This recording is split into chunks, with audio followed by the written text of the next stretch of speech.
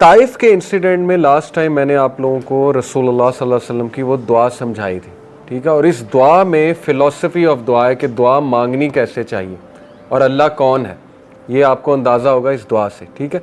सीरा का एक बहुत बड़ा फ़ायदा पढ़ने का और समझने का ये होता है कि आपका ज़िंदगी का फ़लसफ़ा क्लियर हो जाता है, आपको समझ आ जाती है कि ज़िंदगी में मैंने किस कॉन्सेप्ट्स के साथ ज़िंदगी गुजारनी।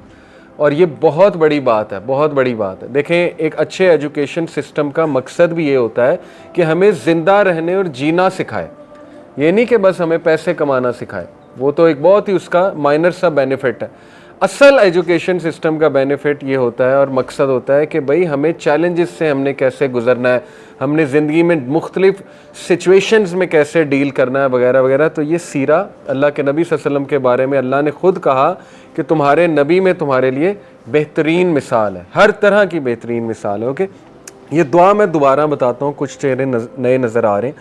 रसूलुल्लाह सल्लल्लाहु अलैहि वसल्लम पे पथराव हुआ, हमारे नबी पे लहू लुहान हुए, और बहुत ये इस पे जितना गम किया जाए उतना कम है। लेकिन मैंने आपको एक बड़ा इंपॉर्टेंट पॉइंट बताया था लास्ट क्लास में कि सीरा में आप एक बार भी रसूलुल्लाह को ये इंसिडेंट मेंशन करते खुद नहीं देखेंगे। इससे क्या साबित होता है कि हमारे नबी सल्लल्लाहु अलैहि वसल्लम अल्लाह से एम्पैथी लेते थे, लोगों से नहीं। सिंपैथी लेनी है तो अल्लाह से लें। एक बार ये दुआ कर ली, अल्लाह को रो के दिखा दिया, सिंपैथी ले ली, उसके बाद कभी मेंशन नहीं किया। सिर्फ तब मेंशन किया जब हज़रत आयशा ने खुद पूछा कि आप पे सबसे हैवी इंसिडेंट कौन सा था, क्या ओहद का था, जो ओहद की शिकस्त तो नहीं कहेंगे, ओहद में जो भी हादसात हुए उसके बाद। तो नबी सल्लल्लाहु अलैहि वसल्लम ने हाँ फिर मेंशन किया कि आयशा तुम्हारे लोगों ने मुझे बहुत दुख दिया था, यानी ताइफ के लोगों ने।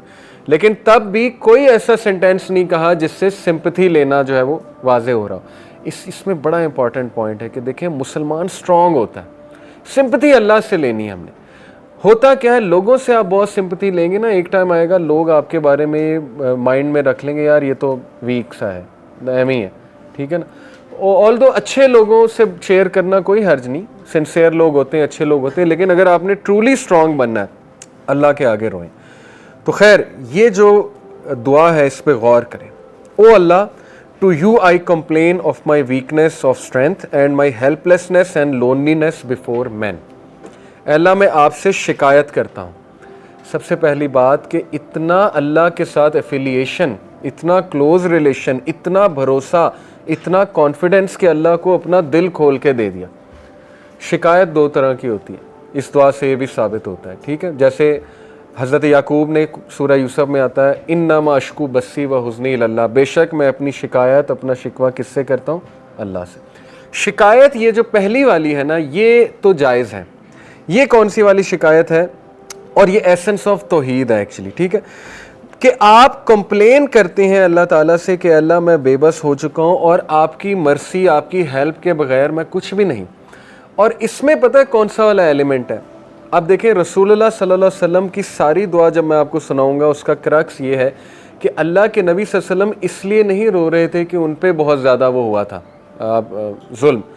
असल में वो इस बात पे रो रहे थे, ज़्यादा परेशान थे कि ऐ अल्लाह, कहीं आप तो नहीं नाराज़, कहीं ये पनिशमेंट तो नहीं है कि मेरे साथ इतना कुछ हो गया।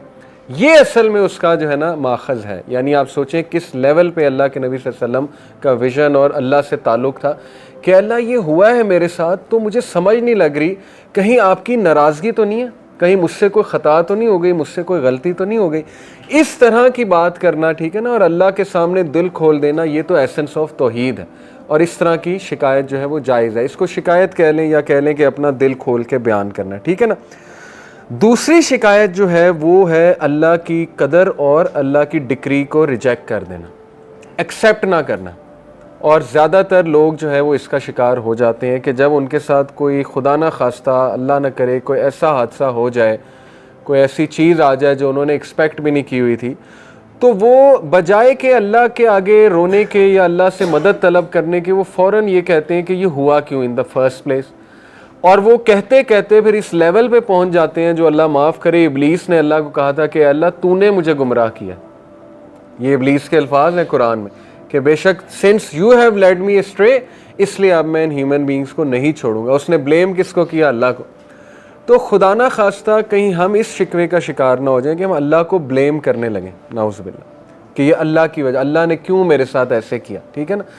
इंसान है, निकल भी सकते हैं ऐसे अल्फाज, लेकिन ये कि तौबा कर ली जाए, फ़ौरन से रिटर्न हो जाएं, फ़ौरन से जो है वो अल्लाह ताला के बारे में पॉजिटिव हो जाएं, तो ये ऐसे लोग अल्लाह को बहुत पसंद है, ठीक है। तो पहली बात, ये शिकवों के बारे में 2 तरह के शिकवे मैंने आपको बताए। इनमें से एक नाजायज़ है कि तकदीर को चैलेंज कर देना, अल्लाह की डिक्री को रिजेक्ट कर देना कि नहीं ये हुआ क्यों। जैसे कुछ लोग, उनके फादर की डेथ हो गई, मदर की डेथ हो गई, एक्सेप्ट ही नहीं किया, दीन से भी दूर हो गए, नमाज़ें पढ़ना छोड़ दी कि नहीं ये हुआ क्यों। तो खैर इट्स वेरी डिफ़िकल्ट, लेकिन ये कि स्ट्रेंथ पकड़ें। हमारे नबी को बहुत गम आए हैं, बहुत दुख आए हैं, उनसे स्ट्रेंथ पकड़ें। अगर गम दुख कोई बुरी चीज़ होती तो अम्बिया को ना आता, इसका मकसद है, ठीक है ना। फिर फरमाया, you are the most merciful and the lord of those who are humble and weak and you are my lord. फिर फ़ौरन ही अल्लाह को वास्ता दे दिया अल्लाह के नामों का और इस रिलेशन का कि अल्लाह तू तो कमज़ोरों का रब है, मेरे हाल पे रहम फरमा। ऐसी दुआ अल्लाह को बड़ी पसंद है जिसमें अल्लाह के कोई ना कोई एट्रीब्यूट का जिक्र हो कि अल्लाह तू गफूर रहीम है, अल्लाह तू रास्ते खोलने वाला है, अल्लाह तू जब्बार है, तू मुसल्लत करने वाला है, अल्लाह तू कुन का कलमा कहने वाला है, मैं तेरे कुन का मुंतज़िर हूँ, ठीक है ना। इस तरह के अल्फाज जितना स्पेसिफिक होंगे, जितना अल्लाह से डिटेल में बात करेंगे, अल्लाह के एट्रीब्यूट्स का अल्लाह को वास्ता देंगे, अल्लाह बहुत खुश होंगे। ये तो कई इस पे वाक़यात आते हैं। एक वाक़या आपको सुना भी देता हूँ, ये हिलियतुल औलिया गालिबन एक किताब है, उसमें मेंशन है, ऑथेंटिक वाक़या है कि एक शख्स जो है वो सहरा में अकेला था। ये मेरा ख्याल इब्ने हजर ने गालिबन कोट किया, मे बी मुझे नाम सही से याद नहीं आ रहा, लेकिन एनीवे वाक़या ऑथेंटिक है। उस शख्स को सहरा में डाकू मिल गए और वो बैंडिट्स मार देते थे, कत्ल कर देते थे, बड़े ख़तरनाक बैंडिट्स थे। तो वो जब बैंडिट्स ने उसे घेर लिया तो बैंडिट्स ने कहा कि हाँ जी, क्या आखिरी ख्वाहिश है, ये तो तुम्हें पता है मारना तो हमने तुम्हें है ही, चीज़ें तो तुम्हारी लेके। तो उसने कहा अच्छा मुझे ना 2 नफल पढ़ने दो। तो वो हंसे, उन्होंने कहा ठीक है पढ़ लो, 2 नफल से क्या होगा। तो आता है वाक़या कि उस शख्स ने सजदे में जाके अल्लाह को ऐसे नामों से पुकारा अल्लाह के कि फ़रिश्ता, चौथे आसमान का फ़रिश्ता, रवायात में आता है, वो ज़मीन पर आया एक घोड़सवार का भेस करके। यानी अल्लाह ने जब मदद करनी है तो फिर ऐसे भी कर देता है अल्लाह, जब कोई भी नहीं है फिर अल्लाह है, ठीक है ना। वो आया घोड़सवार बन के और उसने उनको फ़ाइट किया, उनकी गर्दन उड़ा दी, वो जो बैंडिट्स थे।